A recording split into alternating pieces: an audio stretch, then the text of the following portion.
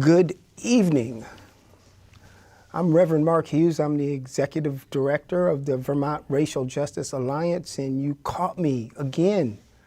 It's Juxtaposition. Juxtaposition of Vermont Racial Justice Alliance monthly community television program here with the Center for Media and Democracy, Town Meeting TV. Issues affecting Black folks affecting change. And today, hold up the shield,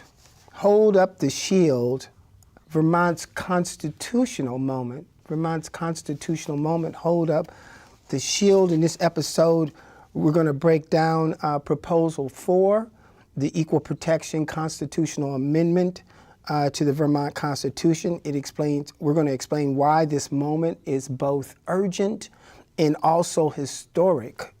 As federal civil rights protections weaken, Vermont is really facing a critical choice: remain vulnerable or establish a clear constitutional safeguard for equal protection.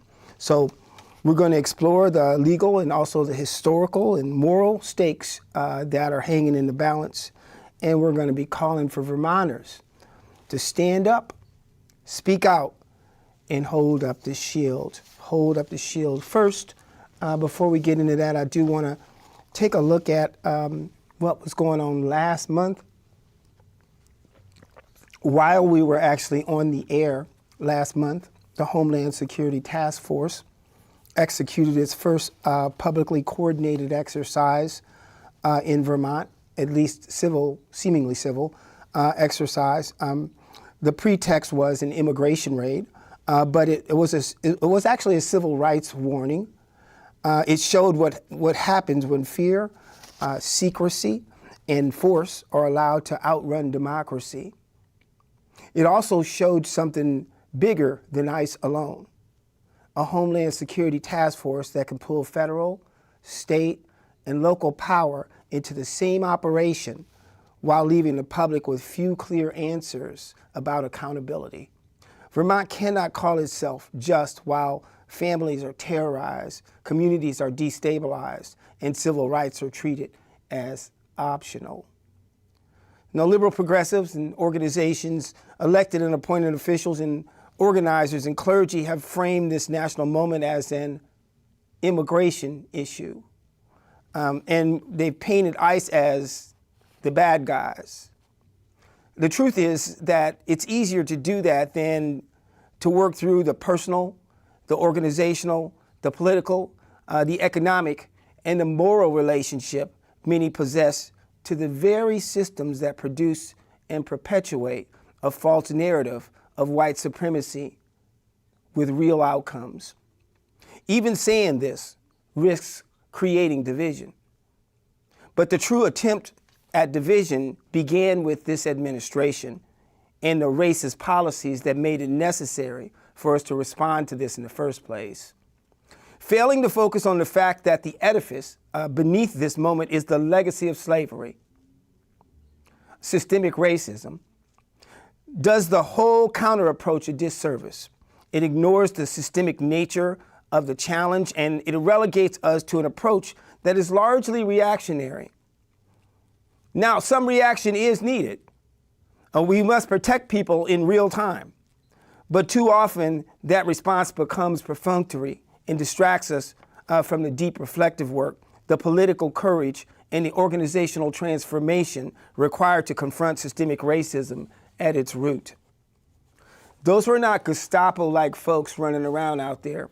Those were slave catcher type folks because of the legacy of slavery in the United States of America, the legacy of slavery that's reflected in systemic racism that continues to perpetuate what it is that we're experiencing. So at the heart of what we're looking at, if we don't get to the heart of it, even if we solve immigration, we will still be dealing with this issue. So my hearts go out to the families of folks who are impacted from that. Also, the organizers and the folks that were on the ground that we were monitoring on Signal and otherwise. A heartfelt thank you, and also our hearts are with those folks who were assaulted and beaten and all of the trauma that went into that. So hopefully what we can do is come together as community and make sure we're creating mutual aid and support for those folks. So good evening again. I'm Mark Hughes, Reverend Mark Hughes, the Executive Director of the Vermont Racial Justice Alliance. And tonight we're going to be talking about, we're not going to be talking about a routine policy. We're going to be talking about something that's much bigger than that. We're going to be talking about a constitutional moment, a moment that asks a very simple question, and that is, will Vermont make equal protection explicit, durable, and real, or will we leave it uncertain, implied, and vulnerable? So let me begin with this. This is pretty direct. The warnings that brought us here, they were correct. Okay. What many believed might happen at the federal level, it has now happened. And what that means is we're no longer operating in a period now of gradual erosion. We're operating in a period of structural change. So federal civil rights enforcement has indeed weakened, and equal protection doctrine has narrowed, and the ability to address systemic harm has been significantly constrained. And this is not speculation. This is an environment, this is the environment that we're living in right now. So the question becomes, what does Vermont do in a moment like this? Does Vermont wait? Do we just wait around to see what happens next? Do we assume that what has always been there will continue to be there? Or do we act? Do we act with clarity? Do we act with foresight? Do we act with constitutional integrity? So that's what Proposal 4 is all about. And then we'll talk a little bit about Proposal 4, the Equal Protection Constitutional Amendment. But first, I just want to give you a little bit of a reminder. Take a look at this slide right here. As you might recall, we've been talking about the erosion, the retrenchment of civil rights across the entire federal government. What we know is the employment discrimination executive order that was signed by Lyndon Baines Johnson in 1965 was the first thing that was rescinded. And the list goes on from labor to EPA to education to housing and urban development, Veterans Administrations, the crown jewel, the Department of Justice itself, and the Social Security Administration. What we know is that there have been very, very adverse impacts towards civil rights and a full retrenchment, while at the same time through executive orders, and at the same time a full-out attack on black and brown folks with these executive orders like 14159 and 14288. So that's kind of that's the level set. We'll come back to talking a little bit more about what some of the impacts of those were, but what we know is in the absence of federal protections, that's where the state kicks in. So Proposal 4, the reality here is Vermont, we really don't even have an explicit equal protection clause in our Constitution. Now, I'm gonna let you sit with that for a minute, because when anybody asks you why it is that we would amend the Constitution to provide an equal protection clause, the simplest of answers is because we do not have one. Simple. Just like when we amended the Constitution to abolish slavery, and folks asked you, why would we amend the Constitution to abolish slavery? And the reason why is because the Constitution permitted slavery with 3 exception clauses, and we sought to change that. So same thing. So let me say this again. In a time when equal protection is under strain nationally, Vermont does not have that protection clearly stated in its own Constitution. So now some are going to say, well, doesn't Vermont already have, don't we already protect people? Well, yeah, we do, through statutes. We do so through policy. We do so through Article 7 of the Constitution, which is the Common Benefits Clause. But here's the issue. Those are not the same thing. They're not the same as an explicit protection clause. They are not designed to do the same work. And in a moment like this, that matters. It matters a lot because The constitutional language is not symbolic. It's the foundation upon which the law is interpreted. It's the standards that courts actually use. It's the authority that determines whether protections endure or whether they can be narrowed, reinterpreted, or just flat out lost. Now, history teaches us. It teaches us this lesson really clearly, actually. After Reconstruction, you remember the United States had constitutional amendments on the books. The 13th Amendment, the 14th Amendment, the 15th Amendment. On paper, equality existed. But enforcement collapsed. Enforcement collapsed, courts narrowed their doctrines, and what followed was nearly a century of legalized inequity. Now, I want to be very clear here. Listen, history does not exactly repeat itself, but it does move in patterns. And what we're seeing now is structurally familiar. A narrowing of equal protection, a reluctance to address systemic harm, a shift toward formal neutrality that ignores real-world impact. So now that brings us to a critical point. Modern discrimination does not always announce itself. It does not always come with explicit intent. It does not always say what it is doing. It operates through systems, housing systems, employment systems, education systems, policing tools, algorithms, systems that appear neutral, but they produce rather unequal outcomes. Now here's the problem. The problem is, under the current federal doctrine, if you cannot prove intent, it becomes extremely difficult to challenge those systems. So what happens? So what happens is this harm continues. Disparities persist. And the law says we don't see it.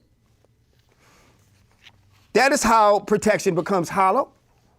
And that is how we run into situations where things are not removed. So hopefully that gives you a little bit of a primer, but I think what's more important is why does equal protection matter? Why does the Constitution, this amendment matter? And that's one of the things that I want to talk about here. Is that, so you see, what it does not do is it doesn't eliminate judicial review. It doesn't mandate outcomes, and it doesn't override the federal law. What it does is it provides Vermont with a clear constitutional foundation for equal protection.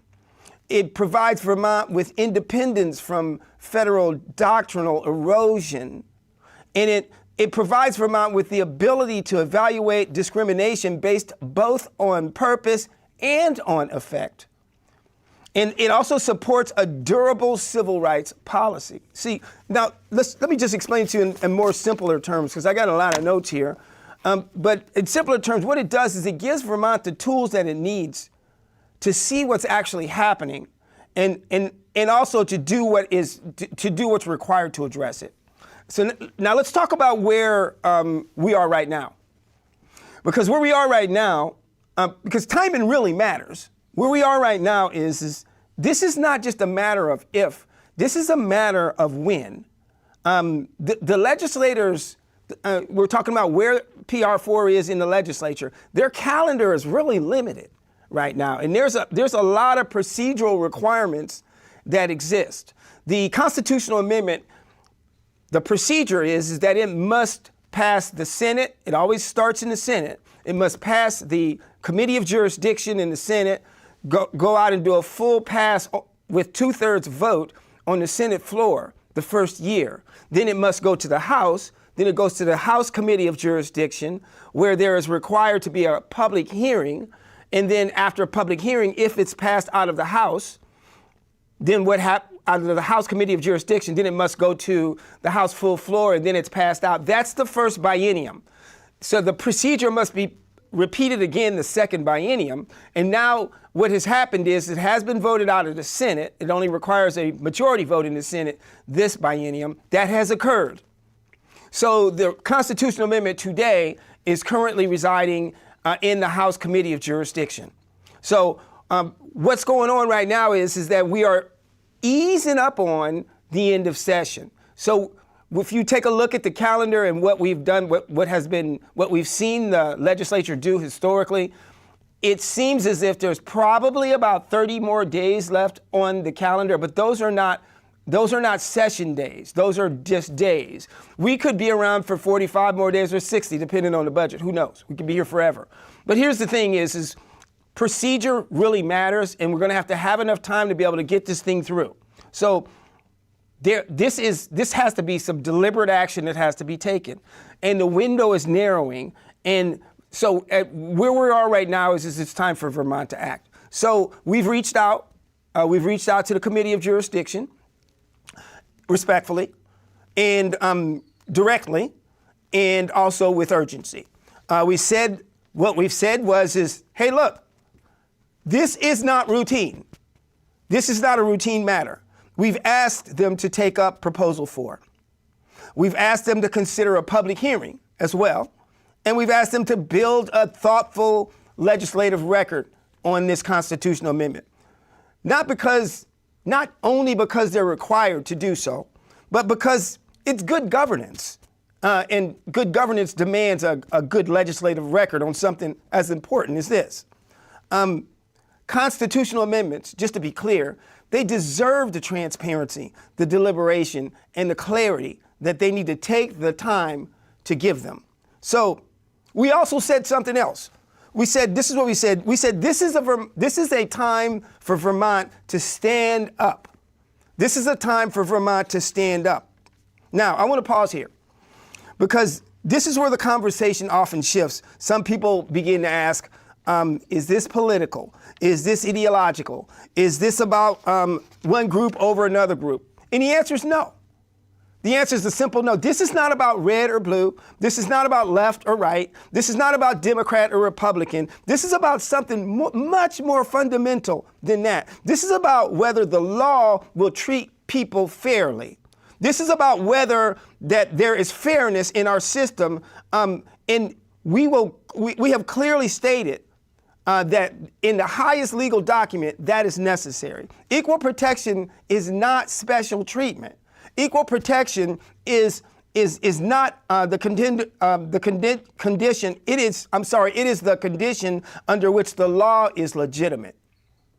So it's a baseline for a functioning democracy. And without equal protection, rights become conditional. And when rights become conditional, democracy becomes unstable. So this is not a marginal issue. This is not a secondary issue. This is a foundational issue. And I'll speak plainly. Vermont has done very, very important work. Racial equity initiatives, health equity efforts, recognition of systemic disparities. But all that work, without constitutional grounding, remains vulnerable. Statutes can be changed. Policies can be reversed. Programs can be defunded. But constitutional language, when done correctly, endures. That's what Proposal 4 is all about. That's what it represents. Not a policy shift, a structural foundation. And I want to say this, especially to those who may be unsure about what it is that I'm talking about here. And that is to say that this amendment does not tell courts what decision to make. It tells courts what standard to apply. There's a difference. What it says here is look at purpose, to look at effect, to look at what the law says, and to look at what the law does. This is not radical. This is responsible, is what this is. And in a time when federal protections are uncertain, that responsibility shifts to the states. It has to.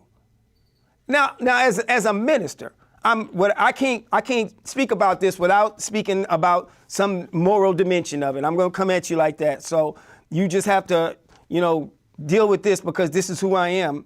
The law is not separate from morality. It's not.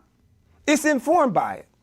And our traditions teach us to defend the vulnerable. Our traditions teach us to speak for those who cannot speak for themselves. And our traditions tell us to stand in the gap when justice is at risk. So that's really what this is all about. And they teach us something else. They teach us that silence in the face of injustice is not neutrality. They teach us that silence in the face of injustice is complicity. So this constitutional moment is also a moral moment. And the call is simple. The call is simple. Stand up, speak up, and hold up the shield. That's the call. Hold up the shield of equal protection. Hold up the shield of fairness under the law. Hold up the shield of democratic integrity. Because if we assume that someone else will, history tells us what happens next. Opportunities are missed. Protections are weakened. And it takes generations to recover what was lost. So keep it clear, Vermont does have a chance here to choose differently, to act before harm deepens and to clarify before confusion spreads, and to protect before these rights erode. That's what Proposal 4 offers. Not perfection, but protection. Not ideology, but integrity. So I'll close where I began. This is not routine. This is not abstract. This is not distant. This is here. This is now. And this is the simple question. Will Vermont make equal protection explicit, durable, and real? So on this matter, stand up, speak out, and hold up the shield. That's what's up with equal protection. So I want to just remind you of the whole Raise Up Justice campaign that's ongoing as well before we move to a close, and remind you that that is a civil rights campaign.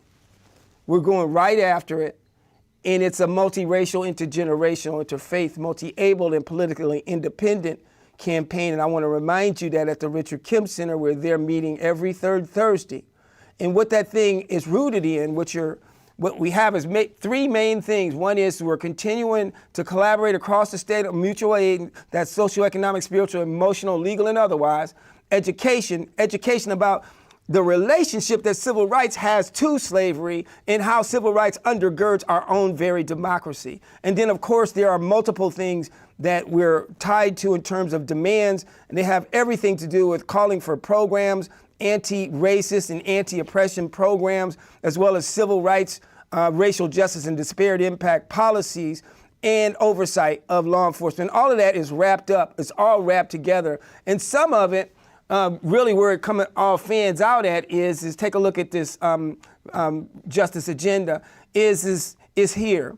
And what I'll tell you is sadly, we don't know why Judiciary, the chair of Judiciary and Senate did not take S-301 off the wall when there is civil rights, sovereignty, and equal protection there in that. But that is dead, and so is the oversight one. PR4 continues to live.